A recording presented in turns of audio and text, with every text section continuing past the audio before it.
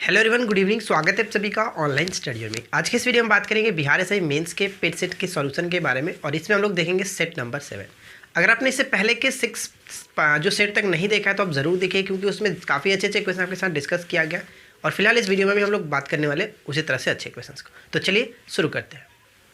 देखिए question number 81 क्या कह रहा है कि किसी सांकेतिक भाषा में बीट के लिए GIDU लिखा गया। देखिए कैसे करते हैं।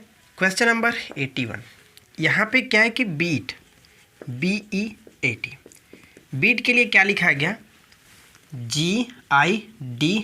ठीक है, सबसे पहले इस चीज़ को समझते हैं कि यहाँ पे किस तरह से लिखा गया। देखिए B कितने नंबर पे आता है, 2 नंबर पे, और ये आपका G कितने नंबर पे आता है, 7 नंबर पे। यानी कितना का वृद्धि हुआ, +5 का। उसी तरह से अगर हम यहाँ पे देखें तो देखिए ये 5 नंबर पे और ये 9 नंबर पे, यानी प्लस हम कह सकते हैं कि देखिए +4 का वृद्धि हुआ। ठीक है, ये आपका 5 नंबर पे, ये 9 नंबर पे, दोनों का डिफरेंसेस यानी कि 4 का वृद्धि हुआ।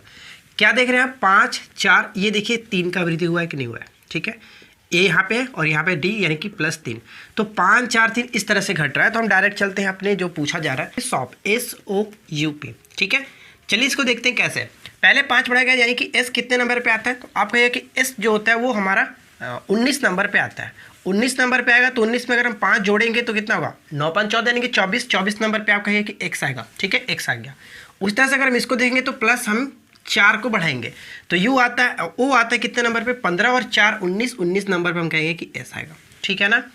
उसी तरह से U देखें तो U 21 नंबर पे, और 21 में हम 3 जोड़ेंगे तो 24, और 24 फिर आपका X आएगा। तो आप देख सकते हैं क्या हमारा मैच कर रहा है X।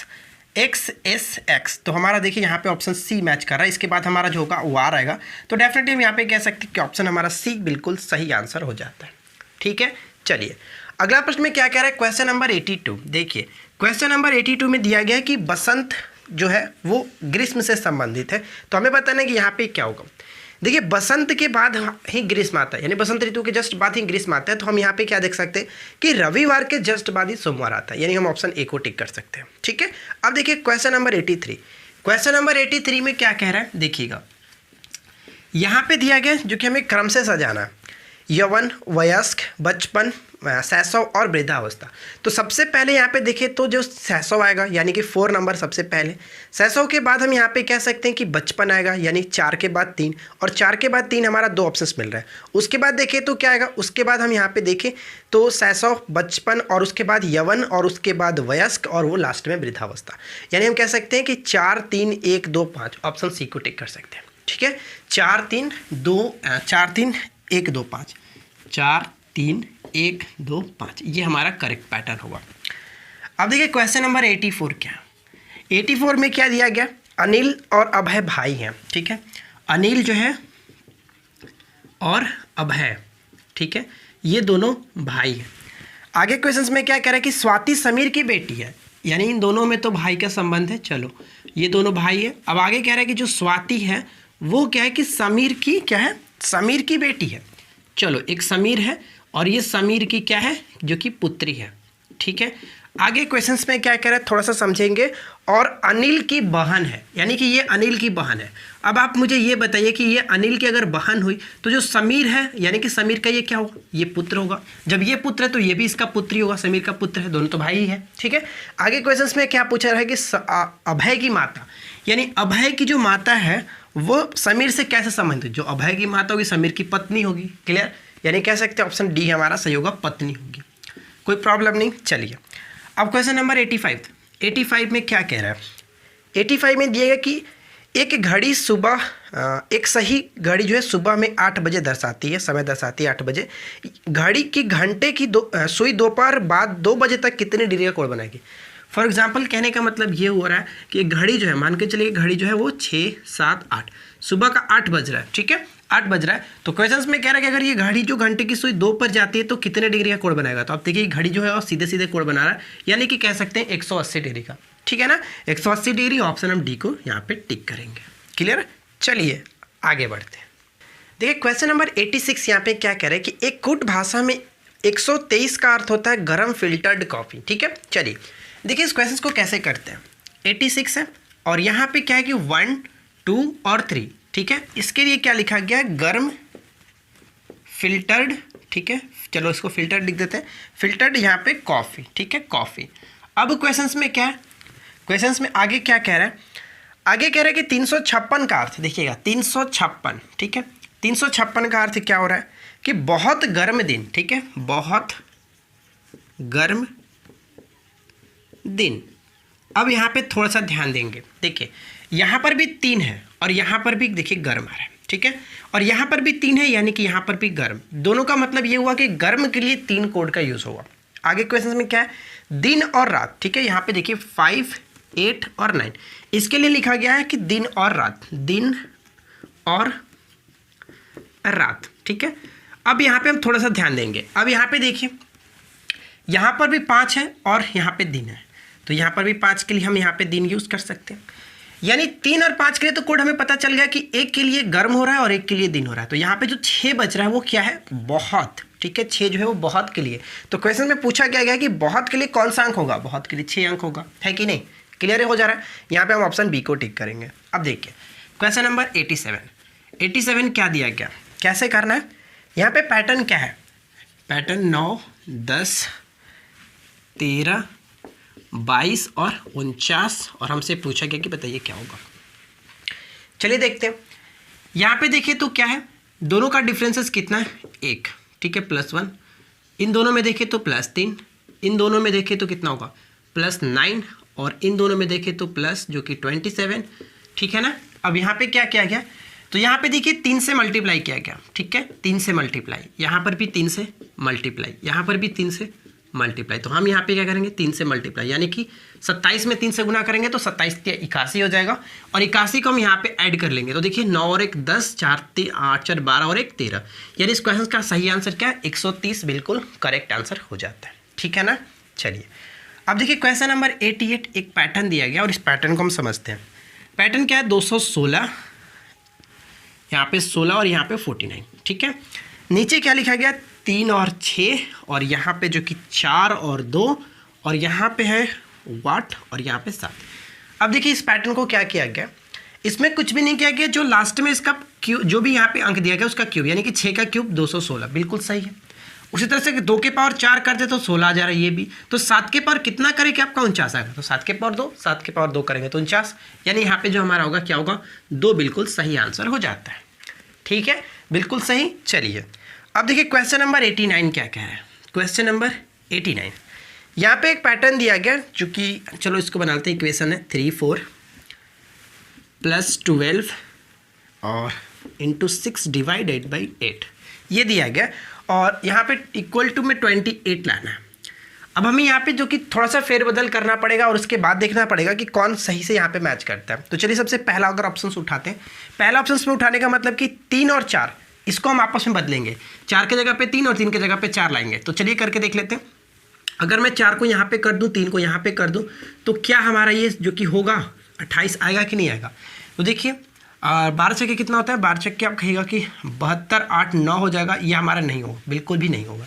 सेकंड क्या कर रहा है, 4 और 8 को बदलते हैं, 4 और 8 को बदलेंगे, यानी कि देखिए अब इसको हम 4 और 8 को बदल रहे हैं, तो 3 को यहीं पे छोड़ेंगे, 4 के जगह पे 8 12 6 और 4 के जगह पे 8 से चेंज, यानी कि 8 4 यहाँ पे आ जाएगा, ठीक है ना।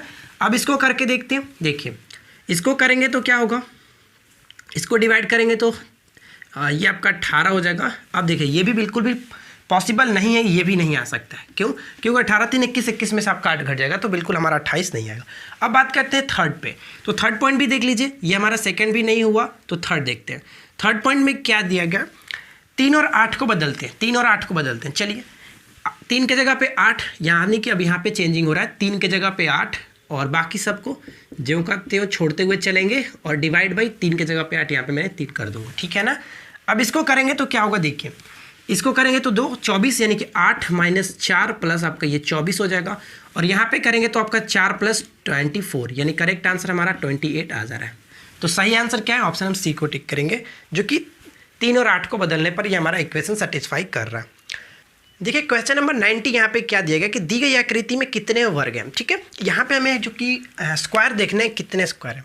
फिगर को देखने से आपको लग रहा होगा कि ये दो जो दिए गए हैं वो स्क्वायर नहीं होकर के ये हमारा रेक्टेंगल है, लेकिन ऐसा बिल्कुल नहीं है, ये हमारा जो बनाया गया स्क्वायर के फॉर्म में ही। अगर आप इसको आयत समझ करके गिनेंगे तो आप इस क्वेश्चन का सही आंसर नहीं कर पाएंगे, ठीक है।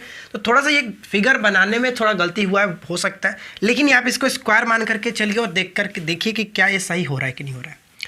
चलिए देखिए हम यहाँ पे अगर इसको करते हैं तो कुछ इस तरह से बनाया गया, ठीक है ना, क्लियर। और इसको जोड़ते हुए यहाँ पे किया गया कुछ इस तरह से है ये, ठीक है। ये कुछ फिगर दिया गया। तो अब यहाँ पे हम इसको काउंट करने की कोशिश करते हैं। देखिए छोटे वाला गिनेंगे तो 1 2 3 4 और ये हमारा एक बड़ा वाला 5, ठीक है, इस तरह से 5। और उसी तरह से इसको भी देखेंगे तो 1 2 3 4 और एक बड़ा वाला 5, यानी टोटल आपका 10, इस तरह से ये 10 हो गया। लेकिन यहाँ पे देखिए अगर इसको हम टोटल को काउंट करें तो ये कितना हो जाएगा 11 और ये हमारा एक 12, ठीक है। यानी इस क्वेश्चन का सही आंसर क्या होगा आपका 12, बिल्कुल करेक्ट आंसर हो जाता है। चलिए उम्मीद करते हैं कि आपने रीजनिंग के सारे क्वेश्चन को अच्छे से कर लिया होगा। अब देखिए क्वेश्चन हमारा जो कि मैथ्स का क्या कह रहा है, क्वेश्चन नंबर 91। देखिए ध्यान से समझिएगा 91 को हम कैसे करते हैं। क्वेश्चन लिखा गया कि x इंटू 3 माइनस 2 अपॉन में x इक्वल टू 3/x है, ठीक है, 3/x है। अब यहाँ पे हम इसको थोड़ा सा तोड़ने की कोशिश करेंगे, तो कुछ भी नहीं करना। अब यहाँ पे इसको मल्टीप्लिकेशन कीजिए तो 3x हो जाएगा और माइनस में 2 हो जाएगा, राइट साइड में 3 अपॉन में x, ठीक है, कोई प्रॉब्लम नहीं। x को एक तरफ करते हैं तो 3x माइनस में 3/x इक्वल टू 2 हो जाएगा। और इसके बाद हम यहाँ पे क्या कर सकते हैं, अगर मैं 3 को कॉमन ले लूँ तो x minus 1/x equal to में 2, और यहाँ पे देखिए x minus 1/x equal to 2/3। यहाँ तक तो कोई दिक्कत नहीं, क्लियरली आ गया। क्वेश्चन में आपसे पूछा गया कि x स्क्वायर प्लस 1 अपॉन में x स्क्वायर बताइए। तो क्या मैं अगर दोनों तरफ स्क्वायर कर दूं, यानी बोथ साइड स्क्वायरिंग कर दूं, तो क्या ये किस तरह से हो जाएगा। अगर हम कुछ इस तरह से इसको करें 1 माइनस एक्स का होल स्क्वायर और राइट साइड में 2 अपॉन में 3 का स्क्वायर, तो ये क्या बनेगा a माइनस बी का होल स्क्वायर, यानी a स्क्वायर प्लस में b स्क्वायर और माइनस में 2 और राइट साइड में 4 अपॉन में 9, ठीक है। क्वेश्चंस में आपसे इसकी वैल्यू पूछा रहा था, हम इसको क्या करेंगे 2 को राइट साइड में भेज देंगे। तो 2 को राइट साइड में भेजेंगे तो 4/9 और प्लस में 2 और कितना हो जाएगा ये, देखिए कुछ भी नहीं करना है, यहाँ पे सिंपल सी बात है, 2 सही 4/9 इस क्वेश्चन का राइट आंसर हो जाएगा। 2 सही 4/9 ऑप्शन हम बी को टिक करेंगे। बहुत अच्छा प्रश्न था, अच्छा था, मतलब थोड़ा सा आपको यहाँ पे चेंजिंग करने आना चाहिए कैसे इसको किया गया, क्लियर। चलिए अब देखिए नेक्स्ट क्वेश्चन क्या कह रहा है, क्वेश्चन नंबर 92। चलो यहीं पे सॉल्व करते हैं। क्वेश्चन नंबर 92 क्या है, देखिए दिया गया कि 3 cos 80 डिग्री, ठीक है, और इनटू में लिखा गया कि cosec जो है वो 10 डिग्री है। उसी तरह से प्लस का साइन दिया गया और 2 cos 59 डिग्री और इनटू में जो लिखा गया वो cosec लिखा गया है 31 डिग्री। अब देखिए सिंपल सी बात, अगर आप ये मैं कहूँ कि अगर 80 और एक 10, 80 10 90, दोनों को अगर 90 आ जा रहा है तो डायरेक्ट आप एक कर सकते हो, लेकिन कैसे कर सकते हैं यहाँ पे इसको थोड़ा सा आप समझ लीजिए। देखिए अगर मैं इसको बोलूँ कि यहाँ पे मैं लिख सकता हूँ कि cos 80 जो लिखा गया साइन 90 माइनस थीटा करेंगे तो cos आ जाएगा कि नहीं आएगा। कहने का मतलब ये हुआ कि cos 80 डिग्री दिया गया तो इसको मैं लिख सकता हूँ साइन 90 माइनस जो कि 10 डिग्री। बताइए sine 90 minus theta equal to क्या होगा cos थीटा। तो यहाँ पे हम क्या कर सकते हैं साइन 90 माइनस थीटा, यानी कि यहाँ पे कर सकता हूँ साइन 10 डिग्री, ठीक है, जस्ट इसका अपोजिट। और यहाँ पे देखिए cosec आपका 10 है, इसको जो कहते हैं छोड़ते हैं। उसी तरह से यहाँ पर भी क्या करेंगे, यहाँ पर भी हो जाएगा आपका साइन 31 डिग्री और यहाँ पे cosec जो कि 31, ठीक है, कोई प्रॉब्लम नहीं। अब देखिए आपको पता है कि साइन और cosec एक दूसरे का अपोजिट होते हैं, यानी कि साइन थीटा इक्वल टू क्या होता है 1 अपॉन में cosec थीटा, है कि नहीं। बिल्कुल, अगर मैं इसको 1/sin थीटा लिखूंगा तो दोनों कट जाएगा। कटने का मतलब यहाँ पे सिर्फ और सिर्फ 3 और यहाँ पे उसी तरह से आपका सिर्फ और सिर्फ 2, यानी करेक्ट आंसर क्या हुआ 5। तो मैंने आपको यही जस्ट बताया था कि अगर इस तरह से दिखे तो डायरेक्ट आप मान के चलिए कि ये 3 हो गया, ये 2 हो गया, दोनों को ऐड कर दीजिए 5। टाइम का बचत होता है इस तरह से आप करते तो, ठीक है ना। चलिए देखिए क्वेश्चन नंबर 93 यहाँ पे काफ़ी अच्छा प्रश्न है कि एक समबाहु त्रिभुज की भुजा, ठीक है, एक वर्ग के विकर्ण के बराबर है। फॉर एग्जाम्पल मैं आपको समझाना ये चाहता हूँ कि मान के चलिए कि कोई समबाहु त्रिभुज है, उसका जो एक साइड दिया गया वो किसी वर्ग के विकर्ण जो है उसका डायगोनल के बराबर है, ठीक है, तो हम यहाँ पे बताएंगे। तो पहले एक बार क्वेश्चन को अच्छे से समझ लीजिए। यदि वर्ग का जो भुजा है वो 12 सेंटीमीटर है तो बताइए कि समबाहु त्रिभुज का क्षेत्रफल क्या होगा। देखिए इस क्वेश्चन को सॉल्व करने से पहले मैं आपसे एक बात कहना चाहूँगा कि आप नीचे कमेंट्स करके पहले बताइए कि आप लोगों को हमारा जो पढ़ाया जा रहा है वो आपको समझ में आता है कि नहीं आता, ठीक है। देखिए सबसे ये ज़रूरी बात है कि जो मैं यहाँ पे बोल रहा हूँ कि आप उस बात को समझ पा रहे हैं, नहीं पा रहे हैं, या फिर हमारा जो पढ़ाने का तरीका है वो आपको अच्छा लगता है, नहीं लगता है, आप नीचे कमेंट्स करके पहले बताइए ताकि मुझे आपकी प्रक्रिया मुझे पता चले। ठीक है। और साथ साथ एक और शिकायत है आपसे कि आप वीडियो को लाइक नहीं करते हो। ऐसा बिल्कुल भी ना करें यार, आप लोग देखते हो और वीडियो को लाइक नहीं करते हो, थोड़ा हमें अच्छा नहीं लगता है, तो आप लोग लाइक किया करें। ठीक है। तो देखिए फिलहाल हम इस बात करते हैं इस क्वेश्चन को सॉल्व कैसे करेंगे। क्वेश्चन का मतलब ये था कि एक समबाहु त्रिभुज के जो भुजा है, मानते हैं ए है, ठीक है, वो एक विकर्ण यानी कि वर्ग का विकर्ण क्या होता है, √2 गुने भुजा। यहाँ पे मैं मान लेता हूँ √2 गुने भुजा, ये कंडीशन दिया गया था हमारे पास। ठीक है। तो हम ये मानते हैं कि ए तो हमारे नहीं पता, हम मानते हैं समबाहु त्रिभुज का जो साइड है वो ए है, लेकिन क्वेश्चंस में बोला गया था कि जो वर्ग है उसकी भुजा कितनी दी गई है, 12 दी गई है। यानी हम ये कह सकते हैं कि अब हमारे पास साइड निकल गया 12√2। जब साइड निकल ही गया है तो आप तो एरिया निकाल ही सकते हो। एरिया निकालने के लिए क्या होता है, समबाहु त्रिभुज के एरिया क्या निकालते हैं, √3/4 इंटू साइड का स्क्वायर। ठीक है। यानी √3/4 यहाँ पे करते हैं और साइड कितना दिया है, 12√2 और इंटू 12√2। ठीक है, कोई प्रॉब्लम नहीं। 4 से इसको घटा देंगे, 4 × 12, देखिए 12 × 36 और 36 यहाँ पे तो हुआ 72, यानी टोटल आपका हो गया 72√3। इस क्वेश्चन का सही आंसर हो जाता है। ऑप्शन हम सी को टिक करेंगे। मुझे उम्मीद है कि आपने इस चीज़ को समझ लिया होगा किस तरह से यहाँ पे किया जा रहा है। अब देखिए क्वेश्चन नंबर 94 भी बहुत अच्छा प्रश्न है, कैसे करेंगे। देखिए क्वेश्चन का मतलब ये कह रहा है कि एक प्राकृत संख्याओं कुछ प्राकृत संख्या है, यानी हमें नहीं पता है वो टोटल कितने हैं, कुछ प्राकृत संख्याओं का औसत 15 है। तो हम मानते हैं कि जो संख्याएं होंगी वो x होंगी। ठीक है। यानी कि अगर हम टोटल उनका योग देखें तो कितना हो जाएगा, टोटल जो संख्याएं थी उनको अगर औसत से गुना कर दे तो ये टोटल निकल जाता है उनका योग।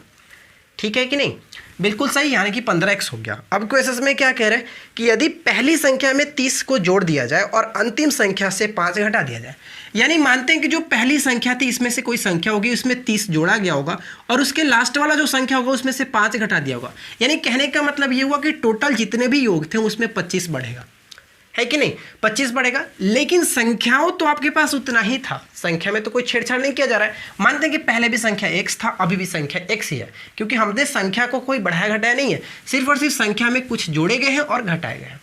ठीक है। तो कहने का मतलब ये हुआ कि टोटल हमारे पास अभी भी संख्या x ही है। अब जो क्वेश्चन कह रहा है कि अब जो उसका औसत हो जा रहा है वो 17.5 यानी कि 17.5। बस अब हो गया आपका इक्वेशन क्लियर। अब यहाँ से इसको कैलकुलेशन कर लेंगे। देखिए 15x और ये आपका 25, राइट साइड में 17.5 क्रॉस अगर हम इसको भेजेंगे उधर तो 25 बराबर क्या हो जाएगा 2.5x, और अगर हम इसको कटाएंगे तो देखिए आपका ये जो कि कितना बार में कटेगा, 10 बार में, x की वैल्यू 10। ठीक है, ये 10 बार में कटेगा। तो कहने का मतलब कितना हुआ कि x जो संख्या थी वो स्टार्टिंग का संख्या 10 था। ठीक है। तो मुझे उम्मीद है कि आपने इस क्वेश्चन को अच्छे से समझ लिया होगा, काफ़ी आसान क्वेश्चन था। देखिए क्वेश्चन नंबर 95 क्या कह रहे हैं। देखिए क्वेश्चन नंबर 95 यहाँ पे क्या कह रहा है कि यदि 9वीं कक्षा के छात्रों की 6, 8, 12 या 16 की पंक्तियाँ बनाई जाती है तो कोई भी छात्र छूटता नहीं है। ठीक है। तदनुसार उस कक्षा के छात्रों की कुल संभावित संख्या कितनी होगी। तो कुछ भी नहीं करना यार, यहाँ पे जो आपके पास दिया गया 6, 8, 12 और 16, इसका आप एलसीएम देख लीजिए क्या होगा। एलसीएम जो होगा वही हमारा करेक्ट आंसर होगा। तो 16, 12, 8 और 96 का अगर एलसीएम यहाँ पे देखें तो 60 तो होगा नहीं, 72 होगा नहीं क्योंकि 16 से नहीं कटेगा।